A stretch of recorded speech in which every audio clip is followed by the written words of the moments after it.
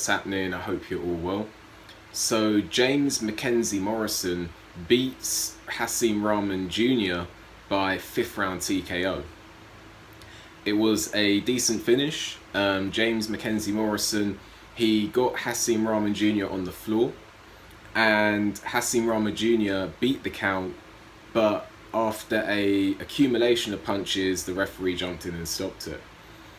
So in this fight, James McKenzie Morrison was on the front foot. He was on the front foot, and Hasim Rahman Jr. was obviously on the back foot. And Hasim Rahman Jr. was trying to operate using a switch. So he'd fight sometimes in the southpaw stance, and then he'd go to the orthodox stance, and he was trying to fight like that. James McKenzie Morrison, orthodox fighter, walking him down, and was trying to work behind the jab and was looking to land his power shots. Now, Hasim Rahman Jr. had some success in this fight. He had some success. He landed a combination that at one point seemed to stun James McKenzie Morrison. However, James McKenzie Morrison was able to weather the storm. I felt that the unfortunate thing for Hasim Rahman Jr. is that he didn't look to have the power to bother James McKenzie Morrison, apart from that one time. And I'm not even totally sure that James McKenzie Morrison was actually hurt in that combination. Perhaps he was just caught off guard, because he seemed to shrug it off, but initially I thought, you know what, maybe he's a little bit hurt here. However, so Hasim Rahman Jr. didn't seem to have the power to really bother McKenzie Morrison, whereas on the other hand, McKenzie Morrison, I felt, had the power to bother Hasim Rahman Jr. And I just felt that if James McKenzie Morrison even put some combinations together earlier, that he would have perhaps even got the knockout earlier. I mean, looking at the records here, Hasim Rahman Jr., 20 wins, 0 losses, 2 draws, but 18 of the 20 wins have come by knockouts. So that would suggest that, I know he's not fought at a high level, but that would suggest that he's not feather-fisted. Whereas on the other hand, you know, to be honest with you, I don't think they both fought at a really different level coming into this fight. Hasim Rahman Jr., 12 wins, 1 loss. Obviously that loss coming to McKenzie Morrison, but 6 of the 12 wins coming by knockout.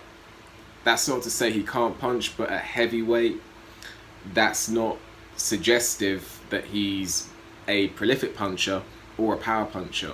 So, and looking at the two, I know they both weighed in at 224 pounds, but James McKenzie Morrison seemed to be the naturally bigger guy now. I mean, if you look at the last fight here, James McKenzie Morrison weighed in at 246 pounds. Now, potentially overweight in that fight, but if you look at Hasim Rahman Jr. in his last fight weighing in 215 pounds. So perhaps James McKenzie Morrison just too big, too strong, and maybe a bit too powerful. Because when James McKenzie Morrison, you know, turned it on in the 5th round, it looked like it was overwhelming Hasim Rahman Jr. a little bit.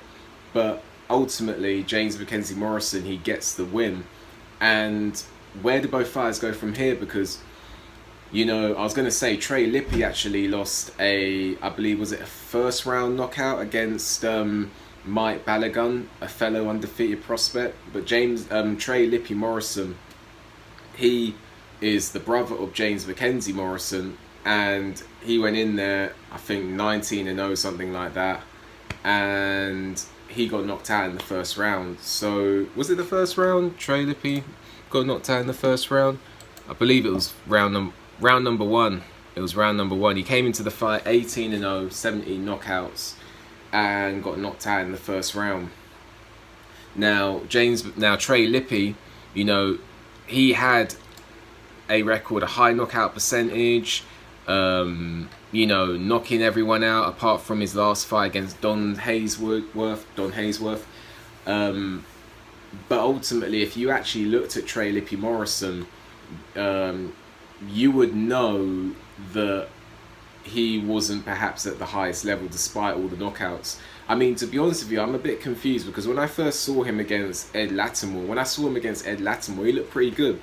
But then when I saw him against Pedro Martinez, I see him against Jason Bergman, I see him against Don Haysworth, he actually looked worse from what I remember him against Ed Latimore, where he seemed to be fighting a lot more intense, a lot quicker. But so I don't know what happened there.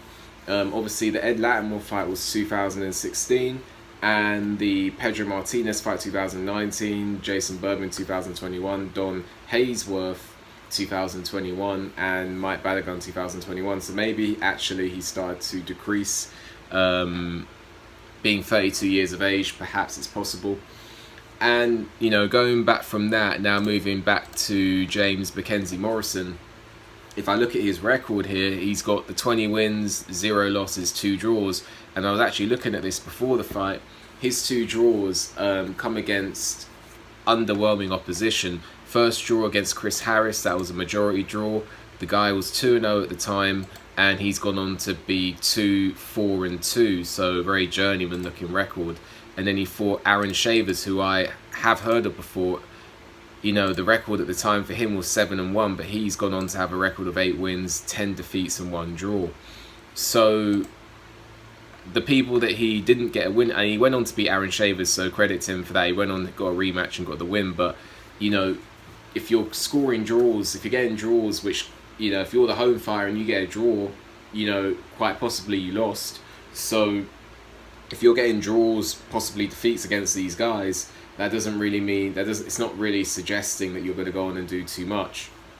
But then again, you might actually go on and do something. It's not definitive, but looking at James McKenzie Morrison, I would say that he's got a bit of hand speed, but 6'3", not the biggest heavyweight, and I would say that he's probably not going to go on and do too much. He may be in some fun fights, but I don't think he's going to do too much. As for Hasim Rahman Jr., I think that 12-1-0. But when I looked at his record, he was getting he was losing points. He was winning on points, but he was dropping points against the likes of Raymond Ochieng. Who else? Damian Reed. Opposition that you aren't exactly fine at the top level. I think that Hasim Rahman Jr. is very small, doesn't punch that hard. He's got some skill there. He's got some skill and athleticism there, but I think he's going to have limited success in the heavyweight division as well. So I think as soon as McKenzie Morrison steps up to a level, he's going to get beat. I think if Hasim Rahman Jr., if he carries on, he's going to pick up multiple losses at not a particularly high level. But, respect to them for getting in there. Respect to them, 2 undefeated fighters, going in there, pulling it on the line. And obviously one of them won, one of them lost, and that's just boxing. So, I'll be interested to see where they go, but I don't think these 2 fighters are going to go on and fight, at world level, certainly. So those are my thoughts on James McKenzie Morrison versus Hasim Rahman Jr. What did you think of the fight? Where do you think both of these fighters can go? Let me know. Like the video, subscribe to the channel, hit the notification bell, and I will see you on the next video. What's happening, people? Subscribe to my boxing channel for fight footage, training footage, client footage, and more. You'll find boxing tips that you can apply to your own training. So subscribe to my boxing channel. The link is in the description.